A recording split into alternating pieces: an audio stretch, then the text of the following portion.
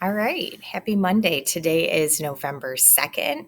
Hard to believe it's already November. I hope you all had a wonderful weekend, that you enjoyed your Halloween, had some safe and fun times on Saturday. And I'm sure I'll hear all about it when I see you all in class this week. Anyways, this is your to-do list for this week. So there are a few assignments that will be posted today. The first one is going to be an introduction to latitude and longitude self-paced Pear Deck. So I'm going to show you what that looks like. That's going to look very similar to what we did in class on Thursday and Friday at the end of class. There's going to be a quick review video if you want to watch that first. And then you're just going to go through each slide, read through the slides, refresh your memory about the basics of latitude and longitude. And then you're going to start to see some questions. Make sure you answer every question, draw on every diagram. And then it's going to walk you through, like we did in class, some questions about strictly latitude. They're different questions than the ones we did in class. And then you're going to get to some questions about strictly longitude. Again, different questions than what we did in class. And then we'll combine the two. So the last part of the Pear Deck are questions about latitude and longitude. So when you see all the slides, do not freak out because there's literally one question per slide. And a lot of them are drag and drops or maybe multiple choice. So not a lot of writing, anything like that. So that's your first assignment. Your second assignment, if you look at the to-do list slideshow, you are going to come to a website that I'll have posted that looks like this if it loads up. This is the site that I'm using to keep all of the latitude and longitude practice links. So you're going to come to this website. Again, you're going to see this diagram. Read through it, read through the little helpful hints. And then I want everyone to start at the basics. So you can click on this website and scroll down a little bit, and it's going to bring you to a very basic latitude and longitude activity. Once you've done the basics for a little bit, you can come down to my website and you're going to notice other links to practice the skill. So for example, here's a few links for refining your skill, and then a few more links for applying your knowledge. They get a little bit more difficult as you go on. And then lastly, there's a Quizlet with vocabulary, but make that your last stop. I'd rather you just practice the latitude and longitude sites.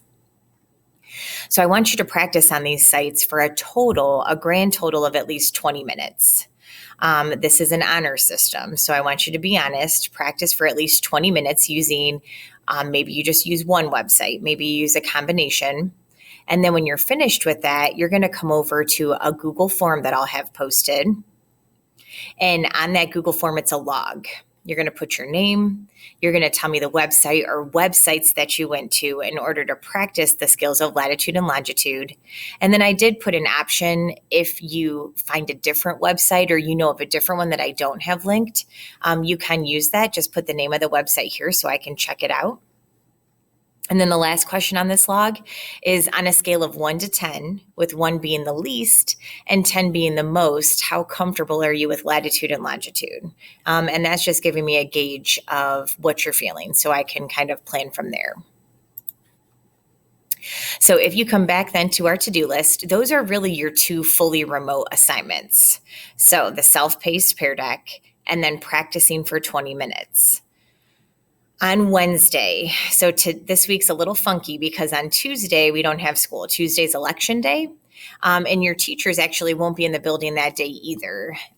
This year, it's a little bit different due to things. The school buildings are going to be closed to the teachers because many of them are used as polling locations. So the first students that I see in person this week is actually the M through Z group on Wednesday, and then I see the A through L group on Thursday. So on Wednesday and Thursday of this week, we're going to be having a strictly work day in class to go over latitude and longitude. based on what the majority of the students wanted last week, we'll be using a lot of different paper maps that I'm not going to collect from you. You'll get them. You'll practice with them. I'll take a look at them.